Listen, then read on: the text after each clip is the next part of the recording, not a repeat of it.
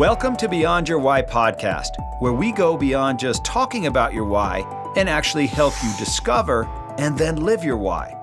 You see, we believe that knowing your why, that driving force behind every decision you make and every action you take, is the essential first step to really knowing yourself. It allows you to move forward faster and have a bigger impact. If you're already a fan of the show, then you know that every week we talk about one of the 9 whys, and then we introduce you to somebody with that why so you can see how their why is played out in their life. This show will be more powerful for you if you've already discovered your why. If you still need to do that, head over to WHY.os and discover your why today. It'll only take you about 5 minutes. Now, let's meet today's guest. This week, we're going to be talking about the why of challenge, to challenge the status quo and think differently. So if this is your why, then you don't believe in following the rules or drawing inside the lines. You want things to be fun and exciting and different. You rebel against the classic way of doing things. You typically have eccentric friends and eclectic taste because, after all, why would you want to be normal? You love to be different, think different, and you aren't afraid to challenge virtually anyone or anything that is too conventional or typical for your tastes. Pushing the envelope comes naturally to you. And so today I have a great guest for you. His name is Adam Bensman. He's known as the Roof Strategist. He is a roofing sales expert, best-selling author, and industry advocate. He hosts the #1 YouTube channel and podcast for sales and business development in the roofing industry. Bensman is the best-selling author of The Roofing Sales Survival Guide, Beat the Odds, Overcome Yourself, and Win Big, and founder of the Roofing and Solar Reform Alliance, drawing on his experience rising from door-to-door salesman to COO of a multi-state roofing company to direct marketing and sales consulting. Adam is on a mission to inspire the most powerful thinkers to build profitable, future-proof companies the right way. Adam, welcome to the podcast. Hey, Gary, it's so good to be here, man. Thank you. This is going to be fun. We've been talking about doing this for a while, right? We're both in the Genius Network together. Yep. And that's where we met. And I remember you were speaking, and I remember watching you, hearing you, and I thought, man, that guy is sharp. I didn't know what you did really until you got up there. And then I was like, that is a sharp dude. And so then we talked afterwards, and I'm so glad we did. And I'm glad we're going to have you on the podcast. Yeah. Well, thanks for having me. It's been enjoy. It's funny because when I first joined Genius, I was in the member portal, and you were one of the very first recorded talks and the 10-minute talks that I watched. The title just reached out and grabbed me. So anyway, it's cool to be here now. Awesome. Okay, well, let's let our audience get to know you. So, Adam, take us back in your life. Where were you born? What were things like for you growing up? Well, we're going back. Born in Illinois, Evanston, Illinois, and I grew up it was my brother and me. Parents were together, so I was 18 years old, and I had a from the outside super privileged childhood, and really loved parents, and got to grow up in the Chicago suburbs, and had access to great education and all that stuff. And internally, I had some mental health challenges in my family, which just led to, and I share this in my book. Everyone has in their life their formative years. And in those formative years, I think developed my interpersonal skills just because of the environment that I was raised in. And it developed, I think for many people, their trauma becomes their superpower. So my superpower was developed through those experiences. And I never really loved school. I wasn't a very good student. In fact, funny enough, my mom had kept all my report cards and teacher letters. And she had moved, and she's like, I'm not keeping this crap anymore. Take it. So she gave me the box, and I was going through it recently, and I never saw these. She kept email correspondences from teachers, and it was all disciplinary stuff. Like, Adam pushes the boundaries. Adam's pushing. He's distracted by, in quote, hot women, as he calls it. I'm I was 11 or 12 years old, something like that. And they quoted me. So I was pushing the boundaries and getting in trouble and kind of being a little boisterous. Yeah. And then I had a really rough personal time. I was not in a happy, I was very, very depressed at this stage of my life in my freshman year of the high school. And I wanted to drop out. And my father was like, all right, you gotta work. That's not an option. And anyway, we ended up finding this really small school. There was a great place for me to be. I mean, my graduating class was 38 kids, called the North Shore Country Day School in Winnetka, Illinois. And being a private school in an affluent area, they pride themselves on their college success rate, right? I'm there. Speaking of challenge, it's funny. All this stuff makes sense after going through my why. I was like, I don't want to do school. Like, this is not for me. I freaking hate school. It was, I think, the first time that anyone at that school had heard of a student being like, this is cool and all, but I'm done. Like, I'm going to graduate and I'm out of here. So we explored all the different options that were like, what could I get into that is so they could continue there. We have like the 100% placement rate, stat that they needed to sell to parents. And I looked at everything from like the police academy to Prescott College for their outdoor education to this. I don't even remember the name of the school in Ohio designing. I'm big into motorsport stuff. There was some school that was like designing high performance suspension systems, like where all the top mechanics go, but if they want to go like pro level. Anyway. And then I ended up at this little place called Naropa University, which is the furthest thing from school can get. It's a small little hippie school founded by Allen Ginsberg, the beat poet, and then an exiled monk named Chogyam Trungpa Rinpoche. And so that, like, I got my undergraduate degree in psychology, studying Eastern psychology, heavy Buddhism influence. And I petitioned to get my minor in traditional Eastern arts, and I was able to combine. People are going to laugh, like, you paid for this education? Yes. Well, look at me now, ma. Combining Aikido, Japanese flower arranging, which is Ikebana, African sabar drumming, yoga, and one other really obscure thing as my minor. So I have a minor in traditional Eastern arts. And then graduated. That's why I ended up in New Mexico School of Natural Therapeutics. Well, hold on a second. Hold on. I want to go back Sure. a little bit and ask you a couple of questions because so when you were struggling in high school, Yeah. it's so fascinating because most everybody who has the why of challenge struggles in high school. Mm. It's rare to hear someone who didn't struggle, typically because they're misunderstood, right? And they don't fit in. And I love your perspective on that.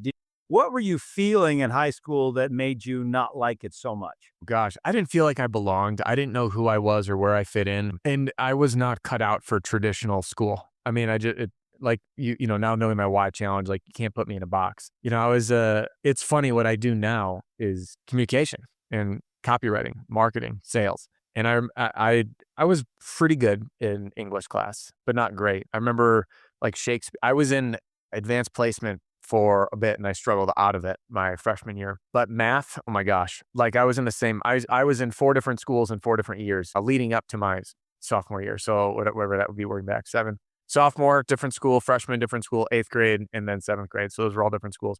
And for 3 of those years, I was basically in the same math class because it was like intro to algebra, pre-algebra, algebra. I super, super struggled on that, and in language, Spanish specifically. But yeah, it wasn't my thing, man. I didn't feel like I could, I don't know, just wasn't my thing. Yeah, too many boxes. Too many boxes. So if we were in high school with you and there goes Adam walking down the hall, what are we looking at? What do we see? Depends which year. I'd change it a lot, man. How about a senior? Yeah, as a senior, I was going against the grain. I had longer hair and was off to. They just let me stop taking math because Naropa doesn't have math program. They're like, whatever, he's an idiot. Like, we're gonna cut him loose. No more math needs. His college doesn't have it. It's not helping anybody out. So they just, like, let me out of math, let me out of science. I don't know how.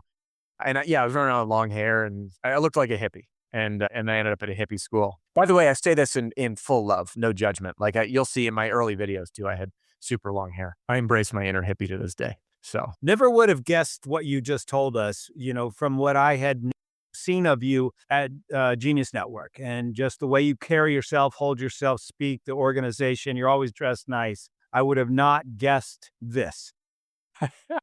But that takes us to some more of your journey. Okay, so graduate off to Naropa. yeah, Naropa University. It's in Boulder, Colorado. Graduating class are like 500 at college. So another small school. I went to see you in Boulder, Colorado, and I still have never heard of Naropa College. You know what's funny? Our campus backs up to CU's practice field. So that's how close we were, and you had no idea that we existed. Can you imagine that in Boulder? So on Arapahoe, and gosh, I'm going from memory. I think it's like Arapahoe and 19th is the main campus. They have another campus on 63rd, another one on 30th. But yeah, that's how small the school it was. I remember sitting there for a school function. This was back in my drinking and partying days, which are behind me. I remember sitting there drinking beer in the back and punting the empty cans out of the CU practice field. But we were close. Okay, graduate from Naropa University. And then you're college, I'm sorry, and then you're off to where? What happens? What Yes. you're I ended up, I didn't really know what you can't earn a living with a psych undergrad degree. I mean, that's like the greatest way to be like, congrats, you graduated, go get an education, a further education. This was in 2009, 8 or 9, I can't remember. I think 9. So it was right after the economy just took a dump. I couldn't get a job to save my life. I was doing the stuff that I was doing through college. I ended up working multiple jobs doing um, I was coaching kids. I played lacrosse competitively when I was younger. So I was working for 2 different organizations in lacrosse, the YMCA, running a league for private org, and then teaching 2-year-olds how to ride bikes, and then mountain bike clinics for younger kids, all in Boulder. And then I had gotten certified in this natural medicine modality called core synchronism. Uh, my my stepmom had a spa in Chicago, and she extended an option for me to basically have the space there to pay per use, which I needed. Like, I couldn't afford to, cover room rent. So it was like, hey, you could get going and get on your feet here. So I moved back to Chicago suburbs to take advantage of that. And my teacher said, hey, we've got another cohort starting at the New Mexico School of Natural Therapeutics, which is in Albuquerque. Sadly, it didn't survive the COVID times, but just the best school for that field of study, and amazing people there. So I went there, ended up getting certified in a handful of modalities, everything from core synchronism, polarity therapy, reflexology, homeopathy, colon hydrotherapy. By the way, I'm going to laugh at all the people Googling colon hydrotherapy right now. And I started private practice, which is very easy to do, right? You file an LLC and you pay some money, and I got office rent, or rented a space. And I was so excited, and I realized I had no business skills. So I wasn't making ends meet. Like, I don't think my client base paid for my rent. And at this point, like, life just fell apart. My roommate moved out. He's like, I hate living in Albuquerque as a young guy. It's not my thing. And I'm sitting there being like, I don't know anyone here anymore. Dude, we signed a lease 6 weeks ago for 12 months. So we ended up breaking the lease, and I had nowhere to go. I decided to move to Madison, Wisconsin for no other reason than my brother had just moved there from the Chicago burbs, and he just had his first daughter, my niece. So I moved back there, and to make ends meet, I got a job as a massage therapist, and which is not what I wanted to do. As I got my practice going, but it was what, necessary evil. Easter came along, and my family was getting together, and I couldn't afford gas to drive from Wisconsin to Illinois. So I said, Mom, I'm not going to make it this year. And she's like, honey, why not? And I was like, I can't afford gas. And she didn't know how much I was, like, how broke I was. I was earning like $19,000 a year, something like that. And I was living on my own with rent and utilities near $1,200 a month. So when you do the math, like, I know that there are a lot of people probably listening that have been there. When you have to think about, should you take the car or walk? Can you afford gas? When are you going to be able to afford to fill up? I never went out to eat. And that's not an exaggeration. I literally did not go out to eat at any point in a time in that part of my life. So my mom ended up giving me $20 for gas money. And I start driving to Illinois. I pick up the phone, I call her, and I'm like, hey, thank you, by the way. Like, it's pretty humbling. I'm in my, mid-20s, and I'm having to ask my mom for $20 to go see family. My stepdad, Ron, got on the phone, and he was like, hey, context, my parents got divorced when I was 18. So I didn't really know. I knew Ron was in the roofing industry, but I didn't really know anything about it. Like, he was nearing the end of his working career. He's like, you can make 6 figures selling roofs door to door. And I'm like, if someone were to say that to you, right, how are you going to respond? Roofing sounds terrible. I don't know anything about roofs. And are you kidding me? You want me to go door to door? No way. So I brushed it off, but I had 4 hours of driving to reconsider. And I was like, well, I'm like sitting at this crossroads now. Being broke sucks. I don't really know what it will take for me to get ahead in this practice. So let me just check it out. And I jumped on Craigslist and found that what he said was true. I interviewed. I share the story in my book, sitting on the shelf behind me there. And in my very first interview, I was taught how to conduct insurance fraud, like, in the interview, with pride. And at that point, I knew the roofing industry was very, very corrupt. So needless to say, I did not work for that company. I ended up continuing to interview and found a company that aligned with my values. The owner's name is Jesse. He's still to this day a dear friend of mine. And I jumped on board with him, and then I quit my massage therapy deal. Speaking against, like, not being boxed in, it was commission only. I had no money, and I was like, I'll make this work. I was like, oh, I'm already broke. Well, how much worse can it get? So I bet on myself. I went all in, and the rest is history. I'll never forget. Like, I stumbled upon my first sale, which happened to be a large commercial project, and then very quickly worked my way up in the organization up to COO, and we operated in 5 states and 6 different cities at that time. And I kind of brings us up to more current time prior to the whole thing I'm doing now. But that's the kind of the life trajectory. Take us through your first sale. I want to hear this. Oh my gosh. So I went like 6 weeks out knocking doors with nothing. For anyone that's done door to door sales, they're probably sitting there slapping the steering wheel, like, yeah, I know it. It sucks. Like the determination and drive to show up every day to work, knowing that majority of interactions you'll have are negative and people will call you names and you have to show up at their house and they're screaming at you and telling you to go get a real job and threatening you and demeaning you and calling you a scumbag and all these things. And then like going home, be like, that was a great day. Let's go do it again tomorrow. And striking out day after day after day for like 6 weeks. So I was at the gym in Madison, Wisconsin, and this gym I went to is called Ford's Gym. Coolest gym in history, by the way. I wish I had a Ford's uh, near me now. There is no such thing. It's like this. The guy Ford's his name, and I was burning off some steam at lunch for like my mental health, working out. And as I'm leaving, I saw it was a big, like a strip center and in an L shape. And the gym was in where I was and it had a metal roof and it was fine. But the other side I could tell was an asphalt shingle roof and it looked terrible. And I saw a for rent sign. So I just picked up the phone. I had no plans. I'm sitting in shorts, covered in sweat. And the guy answers the phone and I said, hey, I'm calling about that property on Willie Street. Is it still available? And he says, yes. I said, is this the owner or manager by chance? And he goes, yeah, it is. I said, hey man, listen, my name's Adam. I was literally just leaving Ford's Gym. I'm calling about the roof, not the unit. I couldn't help but notice that it looks like it's in terrible shape. Do you guys happen to need a new roof? And he goes, I'm so glad you called. It's leaking. I do. Can you come look at it tomorrow? And I was like, you're joking me. And then that was my first sale. It was this commercial property.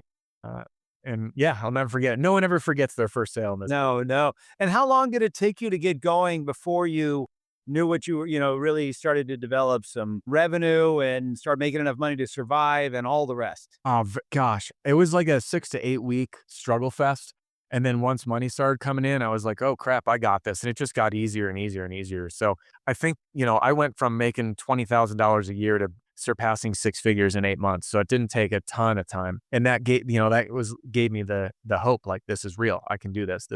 Anyone can do this. And that's what the industry, what excites me so much is I don't care at all about roofs. It's just boring as hell.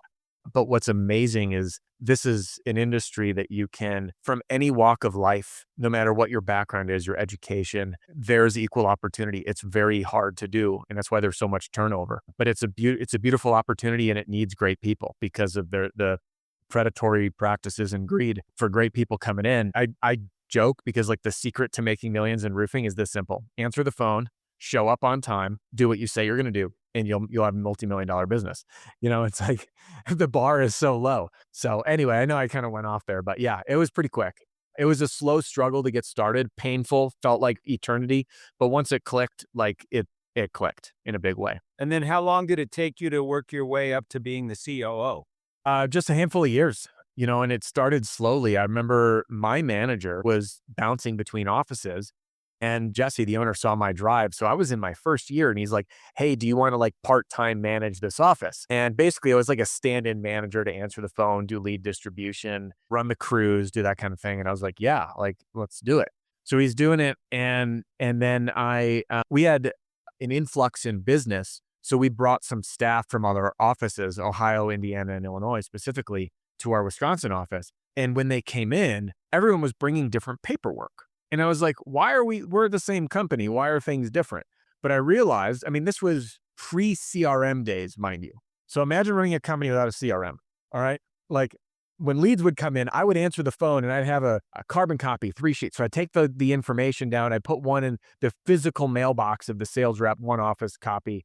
If I had a customer call back, come in, I'd have to be like, let me drive to the office 45 minutes. I have to go into the file folder, sort by year, hope that your last name, your manila folder was put back right. So anyway, I started observing the I shouldn't say dysfunction, the suboptimal operation of the company. So I just took it upon myself to aggregate all of the resources. Like, all right, this contract's great. This is your system. This is this system.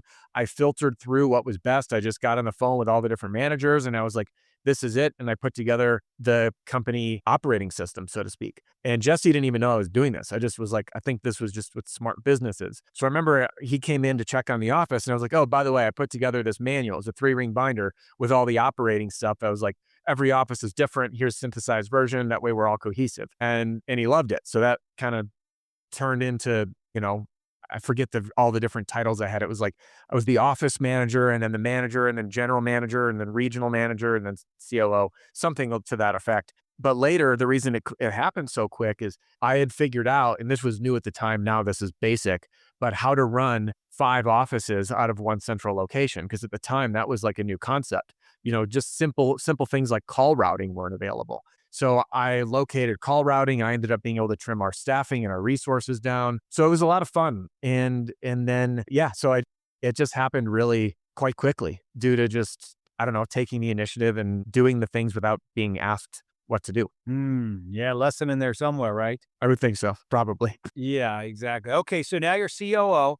How long were you COO, and then did you leave from there and start your own, or what was your impetus for leaving and starting your own organization? Yeah, the impetus, I was, gosh, COO probably a couple years. I think about 2 years. And at this point, I was burned out. That's why I left. I was sitting on the beach on my honeymoon in Turks and Caicos. I took a 12-day honeymoon. I sat at the same resort on the same beach for 12 days, and it didn't get old till day 10. Yeah. I was that burned out. And it was then when I made the decision that I needed to leave.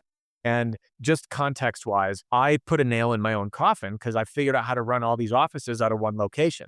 Well, that corporate location was an hour and 40-minute drive from my home, despite the fact that I just purchased a home and leased our new office right next to it. That was part of my home buying decision, and had an office manager in my office with me who I then had to terminate. Actually, that's not true. She ended up doing the commute for a little bit and then it didn't work out. But then I didn't need to go to my office. I needed to go to the corporate location. So I had an hour and 45-minute drive each way every day, on top of working mad amounts of hours, on top of floating between Montana, Illinois, Wisconsin, Indiana, and Ohio, to the point that when I bought a house and moved in with my wife, now wife, not even fiance at the time, girlfriend at the time, 6 weeks later, we got so busy that I moved out. I was living up by the other to save the 4 hours a day of driving for 5 days a week. And then right before our wedding, I was commuting 2 weeks on, 2 weeks off to Montana for our office. I got so busy that my truck that I drove out there, it was a 20-hour drive.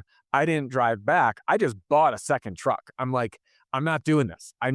So I had a truck there, a truck here, and was working nonstop, phones off the hook. And I was like, this is not the life I want to live. I was in the hospital before I was 30 thinking I was having a heart attack. I had that extreme case of pericarditis. I spent the night in the ICU and I burned out. And what's interesting is when I burned out, I had nothing lined up, Gary. I didn't have a freaking vision. I kind of had a vision. I was going to get in the personal development space. But I didn't have a business. Like I was like, I'm just going to quit. The next thing will show up. And my wife her name's Sheena. She believed in me since day one. She looked at me. She goes, I have zero doubt you'll figure something out. You should quit. And so I left. And then this guy who I had hired as a coach for our business, really good guy. I let him know I was leaving, and secretly I always wanted to do what he was doing, which is coaching roofers, and it was remote. So I ended up working for him.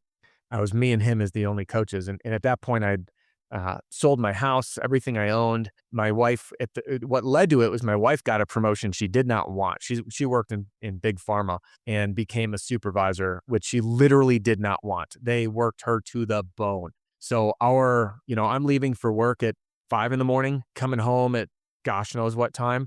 She was working second shift, leaving at 11, coming home at around 1 a.m, something. No, it was 1 p.m till 11 at night. So she'd get home around midnight. So we never saw each other. We lived in the same house. We slept next to each other, but I was asleep when she'd get home and I was awake before she was up. And we did this forever. And then we started to have pillow talk at 3 a.m with tears of immense stress. So she came home and she's like, I'm not doing this. And I was like, let's go rent a house in the Upper Peninsula of Michigan, in the middle of nowhere on a lake. And she goes, screw that. Let's get an RV. And Gary, I'm not joking when I said 2 days later, the house was on the market. That's not a stretch. That day, we found an RV. We traded all of our cars in for a diesel truck and we listed our house. We sold it in 5 days over asking price. Sold everything that we owned with the exception of keepsakes that I threw into a trailer and parked at Jesse's on the business property. This is how good of friends I was with him. Like I still parked my stuff on his property. And then we started traveling the country while working remote, and I was doing this consulting thing. And yeah, I mean, we had a little growing pains, as a new business, and we had our differences. By the way, I don't have any animosity or blame. Anyone who's been a new entrepreneur knows, like, the first few people you hire, you generally make mistakes. And at that point, I decided to go out on my own. Again, no intention on staying in roofing. And then people started reaching out to me, like, can I hire you for consulting? And I was like, well, I probably should just do this. And my wife goes, what do you think about the name, the Roof Strategist? And I was like, I love it. It would be a great name. So that's what led to, that was the impetus of all of this beginning, which was its own whole story and evolution of it starting. So throughout that whole time, what becomes pretty obvious is how hard you actually worked. You were not loafing it. You weren't just hoping. You were out there busting it. Always. Yeah. And there's got to be other people that are out there like you, right? Without a doubt. It's actually, it's a gift and a problem at the same time. Like, I love it and I hate it at once. I love it because I love to work and produce, and I hate it because it becomes it has historically become an unhealthy addiction, of like just go, go, go, go, go, go, go. And I've broken this pattern, but historically it was go, go, go till you break, and then take a slight rest, and then rinse and repeat. And like, I could just name all the moments of like, all right, that was when I had a nervous breakdown. Okay, that's when I ended up in the ICU. All right, that's when I decided to quit my job. Like, so, but yes, it's always been like, if you want to create something, it starts with a vision. And once you have the vision, all you do is work backwards. It's created first here. And I have found that with all of the like crazy successful people that I know, they've all been like, oh yeah, I just created it in my mind. It's done. Right. So their belief is it's done. Now I just need to work backwards to do it. So yeah. That is awesome. And so now you're in a RV traveling around, and your new company is called what? And then talk us through how that transitioned, and how it's come to what it is today. Yeah. So I started this, the brand was called the Roof Strategist, and I worked with a handful of roofers one-on-one doing consulting. At that point, I was getting a little tired of dealing with owners who didn't execute. And I'd be like, hey, you got to meet with your team. This is how I want you to train them. And then I'd meet with them the next week, and I'd be like, well, how'd it go? And they'd say the same thing. I got busy. So I started scratching my head. I'm like, all right, how do I solve the problem of them being too busy? And I was like, got it. I'll make videos for you. You don't have to do a thing. Pass it to your team, click play. Now, I knew nothing about tech or the internet. So I just uploaded videos to YouTube, and I made them private or unlisted, whatever it is. And I would share those with my clients. I had a very not great experience, a handful with contractors that were operating in a not good way, and I wanted nothing to do with it. So I decided my dream, what I always loved doing when I was a roofer, is marketing. I loved it. I'm going to pursue a career as a direct response marketer and copywriter. So I did that. And I started my next brand called Brain Hickey. Unforgettable messaging that leaves a mark. By the way, that brand I'm likely going to resurrect here pretty soon. I love it. So I started working with these companies. I had some really big wins, worked with some people that were category leaders at what they did some phenomenal stuff with them. And at that time, I said, listen, I'm going to make those videos from YouTube available for free to anybody. Why? Because I hope that it helps the guy or gal that was like me that came into roofing, where traditionally, it's changing now. Traditionally, back then, there was no training. It was like, here's a stack of contracts, go figure it out. Like, that was training. And I'm not the typical persona of what we see on YouTube as a sales trainer, right? Like, I don't, I'm classified as more of a soft messenger rather than a hard messenger. I was so self-conscious that people were going to tear me apart. Like, who's this? And I had all these thoughts in my head of how people would judge me. And then I started getting all these comments like, dude, make more, make more. And I was like, what? It's like helping people. So Sheena, my wife, goes, you should make more videos.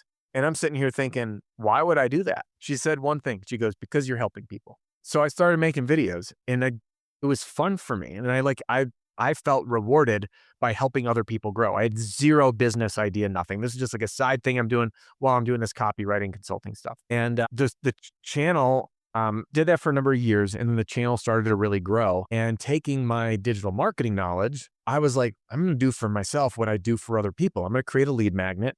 I'm going to create all the stuff I talked about at Genius Network, putting what I call the law of attention in place. I was like, all right, so I'm going to make videos. I'm going to give away everything. And then people are going to be like, well, how do I get leads? And I'll take the direct mail letters, and I'm going to make that a product. So once they're watching the videos, be like, if you want, like, here's how to do it. But if you want my letters, you can get them right here. There's a link in the description, and it would bring them to a page where they could buy my letters. And it was like $197.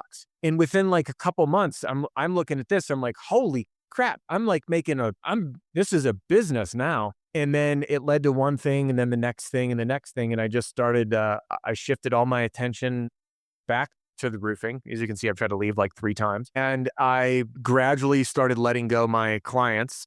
And I took the final leap, which was one of the scariest. I mean, I was earning a couple $100,000 a year, one client part-time. And I'm taking at that point, $30,000 a month hit to my income, which was a lot because I think that was about the top of my income by deciding to go all in. And I hired my first team member, and I put a budget together for paid media. It was scary. It was really scary. And I didn't feel it for not even one day. Like within those, we had made up for it within the 30 days. And since then, I ended up growing this into a platform. So I just listened to people. I was like, all right, well, first I'll solve the lead problem. So here's my lead getting material.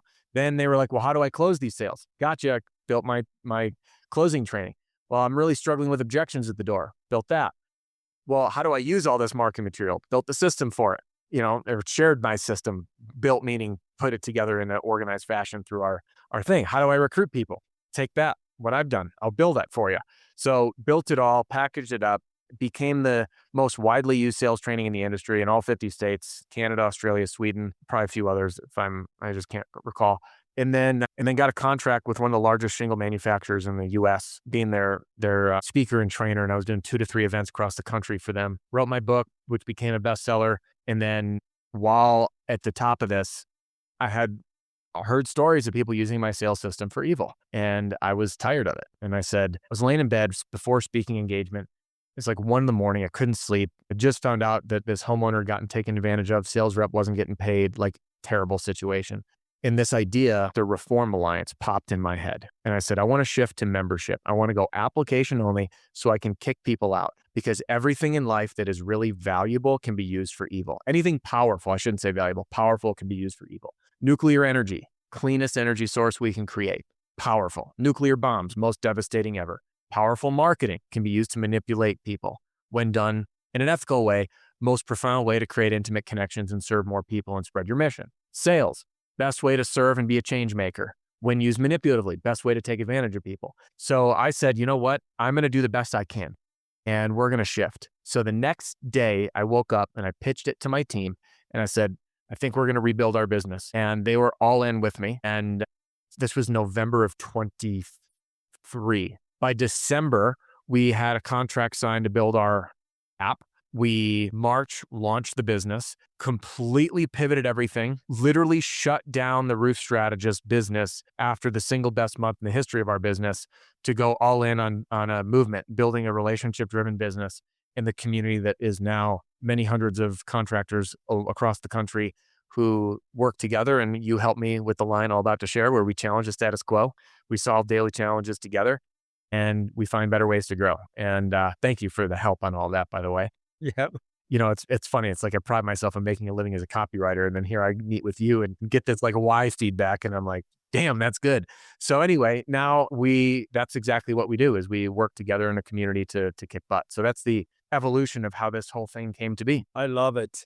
And by the way, for all of you that are listening, what Adam just did was tell you his why, his how, and his what. And that's the essence of his messaging. And once it's clear, huh? And it's so simple, and it's you, and it's authentic, and it's real, and you feel good saying it. Yeah, I sure do. And our people feel it too. Like I've actually just directed, we had a conversation going on in our app, and I linked to the session that you ran for us on your why.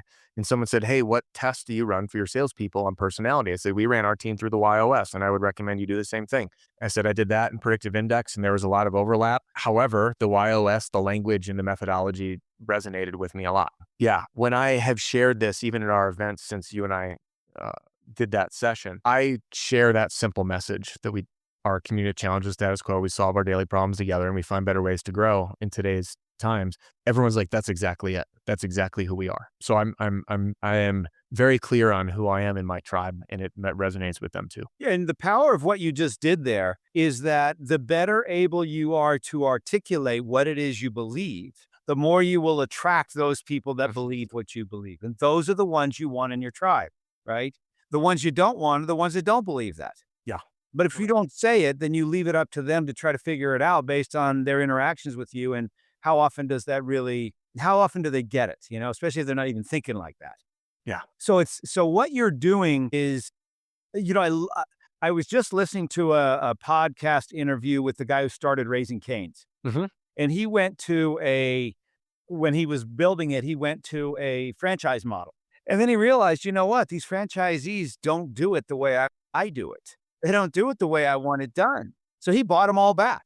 And he said, I'm only going to have corporate owned Raising Cane's. They're all corporate owned. There is no franchise, which is a lot along the lines of what you're talking about, right? If they're not going to use this in the right way, I don't want them as part of my tribe. Yeah. And so now you have a way to release them from your tribe, and because they're paying to be in it, and you can then just end that. So I love that. How has that worked out? Have you had to do that very often? Kinda The bring me up to speed on that. yeah, like less than 1%. I actually haven't done the math. I've had to kick 5 people out, and we've had hundreds of members. And 2 of those were within 12 hours. Part of our process is doing an investigation into the owner's history. There's just common things that have happened in the roofing industry. If someone runs into legal trouble, they'll just close down a business and start another one. And there's ways for us. So we'd found that out a couple, like it didn't show up in our initial research on them, but we do a second round of vetting after they join, and we found it. So we sent them the note saying, hey, sorry, we're not letting you in. So that leaves 3 people out of hundreds and hundreds that we've had to let go. That's awesome. So Adam, what's next for you? That's a great question. And the answer is the theme of this year to me is surrender. I don't know yet. And I've been such a driven, focused, dialed, strategically planned every single part of my life to this moment. I am opening up to possibilities that I don't know exist yet. So I couldn't tell you because I believe that the next thing that arises for me is going to be something that is not really in my level of awareness or will come in a higher capacity than I'm capable of coming up with on my own. So I have a bunch of ideas. You heard me bring up, like, I want to bring Brain Hickey back. I really want to help marry spirituality and marketing. And it's funny is like, how in the world do you do that? But I'm going to find a way to do it. I think maybe. And by the way, I say this, I think, and maybe as in that's the idea now, but it could evolve. In the meantime, between now and that bridge, I like today, we just met with our team and our rally cry for this quarter is data-driven sticky growth. We want to kick butt for our members. We want to grow our community. We want to not out, we already are, continue to outvalue everybody else and change lives. And do it by creating a level of intimacy and passion and love in an industry that has been desperate for something like that and it hasn't existed. So we're creating growth through personal transformation and collaboration. And I'm going to keep doing that until the next thing just shows up, and I'll make sure to fill you in when I find out what it is. Well, you know what's great about the why that you have, the why of challenge is that, and I don't actually think this is accurate, but it's one of the ways that we talk about it is that you're fearless almost to you will do things the rest of us talk about but are too scared to do. And it can't be that you don't have fear, because I'm sure you have fear, but you do it anyways, right? Well, take us through that. Yeah. What goes through your mind when you're making these amazing shifts? You know, a lot of a lot of fear. It was, when I walked away from there's been quite a few moments, and I think it's a combination of two things. One, I have a very low tolerance for things I don't like. And some people, I hear them stuck in these jobs and they complain about it for months and months and months. And I'm like, you created this. You are not a victim. Like, take some ownership. You get to choose. No one's forcing you to be there except you. And I remember I wanted to get in the restaurant business and I got a job as a retirement home and I didn't last a day. I hated the way they treated the elderly. It was disrespectful. So I was like, this isn't working. I'm done, on day one. But when I look at when the stakes are higher, I knew when I quit massage therapy, I took a leap from being broke to being dead broke for 6 or 8 weeks. I was like, I just know it's going to work. When I left roofing, I just built the parachute on the way down. I just had faith. I was like, I'm skilled. I will come up with the next thing. I don't know what it is, but it'll show up. And then, the more financially successful I became, the more I actually thought about it. In the beginning, it's easy because your competitive advantage when you have nothing to lose is great. Like, what do you have to lose? Nothing. And when I had walked away from that client and took this big, like, guaranteed, right? As if that's a thing when you work for somebody, but guaranteed quote unquote stability at the employee mindset. And I walked away from that, even though I wasn't an employee, I was a contractor, but still, um, I I just knew it would work. I bet on myself, and failure wasn't an option. And then this next pivot, it was scary. I had to get my whole team behind it. And I literally shut down a brand when I had the most successful month in the history of my life. And then the next day started at zero on a new idea, right? But when I look, I forecast out what this will be long term, and I create a vision in the future, and I'm crystal clear on what needs to happen. Sometimes it's in the form of a business plan, others it's in lifestyle design or feelings. And then I just work backwards to create it. So I am all for risks, and it scares the hell out of me to tell people to, like, someone's like, well, what would you do? I'm like, you don't want to ask me because, like, it might be really uncomfortable for you to do what I do. And what I did is not right for you. So I'll tell you what I would do. I would have no tolerance and I would leave because pressure is the catalyst for success. People perform best under pressure, in my opinion. Performers do. People that don't perform well don't. But for a lot of us, I think that's too blanket. A lot of us perform better under pressure. So when you create the pressure and you put yourself in the hot seat, magic can happen. And you might have just said the title of your new book. Yeah, which part did I miss that you can mirror back to me? I would have zero tolerance and I would leave. I'm writing that down. Excuse the pitter patter, but that was good. Yeah, because that's your secret sauce there. And if you can codify how you think to be able to do that, what people wish they could do, but don't do, be priceless. Yeah. Because you did it from a guy that went to a funky school to a funky major to a funky nothing to living to being dead broke to all the choices you made were not easy, but you did it anyways. So I would have zero tolerance and I would leave. Yeah, I love it. I literally just wrote down title for my book. No, that's good. That'd be fun. That'd be really fun. I You used did great, great story.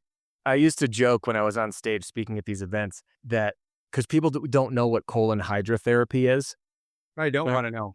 Yeah, can I curse on this or not? Sure. All right. So I would joke on stage. I said, listen, I was a colon hydrotherapist that was broke, so I can officially say it's the shittiest way to make a living. Oh my gosh. Yeah. Well, last question for you. What's the best piece of advice you've ever given or the best piece of advice you've ever been given? The best piece of advice that I've ever been given. There's so much recently. I've been working with a coach, Devin Bandison. I don't know if do you know Devin? He's You know. he's one of the most magnificent humans that have ever impacted my life. And there's been gosh, I'm just trying to filter through to get to the most potent one. I would say that this, and I'm going to paraphrase, no one is responsible for what you have created except for you. So what that has meant to me is taking extreme ownership and realizing that and there are people that are going to defend the hell out of it and disagree, and that's okay. Uh, I wholly believe that everything that you, that I are experiencing is self-created. And everything that we experience is self-creation. And when we reconnect with love, source, creation, universe, God, whatever aligns with your belief, religion, and embark on the journey of life, deeply connected with that source and taking ownership of the fact that what you create, what you experience in your world is a direct reflection of your own creation. That right there is the birthing place of the most magnificent transformation of your life in terms of love, relationship, connection, creation, work, output, creativity, flow, and energy. Wow. Love it. You sound like you went to what was the name of the school? Naropa University. Naropa. Naropa sounds like something that you get on your feet, but Yeah. Naropa University. Okay. That was gonna be the last question, but then as you were talking, I thought of something I didn't get to ask you and I wish that I had. You work with a lot of roofers and a lot of roofing businesses, and you've seen a whole lot of them. What do you see as the difference between the Ones that are successful and the ones that are not. The ability to identify, to diagnose and solve problems accurately. And what I mean by that, the ability to diagnose and solve problems accurately. Entrepreneurs are visionaries at heart. And we, myself included, by the way, my team gut checked me on this twice today. So I'm not coming from a position of being a saint. Coming from a position of being a student. And I love that saying. The difference between a master and a student is that the master has mastered the art of being a student. So I just want that disclaimer because I don't want this to come across like I'm on a high horse and I got it all figured out. I don't. But what I do know is that the difference between the most successful companies and those that struggle is the ability for them to diagnose the problems accurately in their business. And as an example of that, I had one of our members reach out in our app and he said, "Hey, I'm having this problem where people are calling for repairs. And while I'm on the way to the job site, they've called to cancel." And he's like, "Man, how do I stop this from happening? Do I take a deposit over the phone? Do I pre-charge trip charges?" And here he is again, about to dedicate time and resources to solve this problem. And I started doing the math. I was like, well, how often does it happen? And we realized this is a $6,000 per year problem. $6,000 a year. By the way, for a roofing company, that's nothing. Okay. And I was like, so why should you spend your limited time, money, resources, and energy to solve that problem? Let it go, right? There has to be this element of chaos in our lives. We just have to be okay with it. And the savviest and most successful entrepreneurs that I work with in the roofing space, and the same things, I've worked with quite a few people outside of roofing, just higher volume in roofing. They know they can pinpoint what problems there are, filter through good ideas, bad ideas, forget the ideas, apply the theory of constraint and say, if I fix this, the outcome is massive. So you can apply the theory of constraints to identify that they can identify the bottleneck of where their true problem lies. And there's a cost to not solving it and an opportunity cost of solving it. And once they can accurately diagnose that, they allocate all resources and personnel, and they are creative in how they do that. One might say they challenge the status quo. So I would say that ability, and I don't think it has to do with roofers. I think it's just entrepreneurs in general. The ability, because all business is solving new problems. And the bigger you grow, you create bigger problems that are higher stakes to solve. And your ability to keep up with your own growth to solve your problems, identify them or diagnose them and then solve them, is what makes people grow versus diagnosing it's like, yeah, if someone walked into the ER and they're gushing blood out of their neck and their toe's broken and you go to fix the toe first, like who cares about the toe? Get the gusher, solve it. Yes. Does that answer your question? Yeah, it did. I love that. Love it. Thank you for sharing that. So, Adam, if there's people that are listening that want to follow you, work with you, hire you, all that kind of stuff, what's the best way for them to connect with you? Yeah, best way is this. If you want to talk marketing, email adam@brainhickey.com. And your brain is going to write Brian Hickey. It's not the main, Brain Hickey. Think of it like literally if I sucked on your brain and left a mark. That's leaving a message. So you can email me there, and that's how we can have a conversation if you're interested in doing some marketing work together. If you want to just get a taste for what I do and look into me, jump on YouTube, just search my name, Adam Bensman. You'll find my YouTube channel at Roof Strategist. Same thing on all social platforms. And I put out content on the regular, and I got folks that aren't in roofing that follow along. And my commitment is that when people give me their time watching a video, my commitment to you is you'll learn something. You'll learn something that will better your life or your business. I love it. Adam, thank you so much for being here today. I'm going to follow you. I know that. And I'm going to see you at the next, some of the genius meetings are along the way. Yeah. Gary, thank you so much. This has been a pleasure. And thank you for all you've done for me as well. I really hope you enjoyed today's episode and that through today's guest, you heard how important it is to know your why and how impactful it can be in your life and the lives of those around you. Be sure to head over to WHY.institute.com and discover your why today. Remember, the more you know about yourself, the more you'll know about others. I'm Dr. Gary Sanchez, and I'll see you on the next episode.